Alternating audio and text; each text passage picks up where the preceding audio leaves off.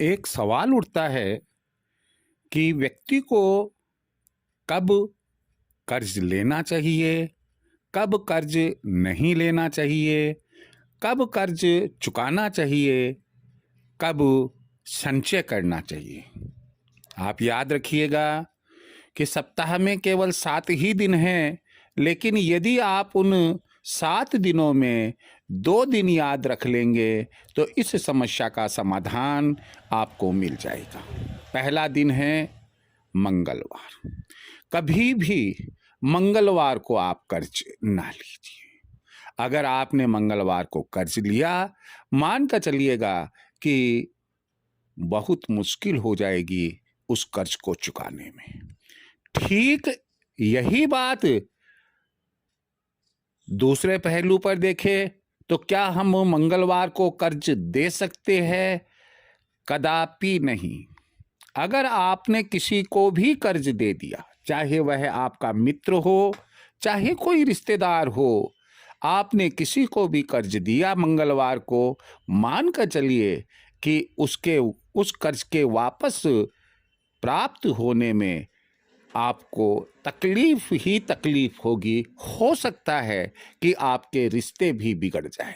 इसलिए ना मंगलवार को कर्ज लेना, ना ही मंगलवार को किसी को कर्ज देना चाहिए। हाँ, एक बात यहाँ जरूर आप ध्यान रखें कि अगर आपको किसी का कर्ज जल्दी चुकाना है तो आप मंगलवार को अपने कर्ज का भुगतान कीजिए, चाहे वह इंस्टॉलमेंट्स में है या एक मुश्त है या और अन्य कोई व्यवस्था है।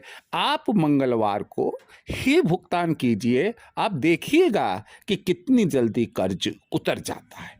रहा सवाल बुधवार का, कभी भी बुधवार को किसी को पैसे नहीं देना चाहिए। ऐसी मान्यता है कि अगर हम ऐसा करते हैं तो हमारे पास में धन की कमी हो सकती है, हमारे पैसे की बरकत रुक सकती है। तो ऐसे में हम क्या करें? इसमें यह चीज को ध्यान रखिएगा कि बुधवार को अगर कहीं से पैसा आना है, उस पैसे को प्राप्त करने की कोशिश करनी चाहिए। अपने पास में जो रखा हुआ पैसा है, उस पैसे को संचय करने की कोशिश करनी चाहिए। तो ये जो बात मंगल और बुध की मैंने कर्ज देने, लेने और संचय की बताई, मुझे उम्मीद है कि आप इसे बहुत अच्छे से ध्यान रखेंगे। ऐसी कोई बात नहीं है कि अन्य दिनों में पैसा लेना देना नहीं चाहिए। हर दिन ही शुभ भी होता है और हर दिन अशुभ भी होता है। उसके पीछे कई लॉजिक है। विस्तार से बात करेंगे तो बहुत समय लग जाएगा। आप कहेंगे कि सर हर वार का चौघड़िया में मिलता है, हर वार का होरा मुहूर्त भी मिलता है, हमारा चंद्रमा भी चौथा, आठवां, 12वां हो सकता है, और भी कोई कारण हो सकता है जिसकी वजह से हमें या तो परेशानियों का सामना करना पड़े या हमारा कर्जा वापस आ जाए। लेकिन जो मंगलवार और बुधवार की हमने बात शेयर की है, मुझे उम्मीद है कि इसमें कोई संशय कहीं पर भी नहीं है। ऐसा विद्वानों का मानना है और ऐसा शास्त्रों में भी उल्लेख आपको मिल जाएगा। जय श्री कृष्ण।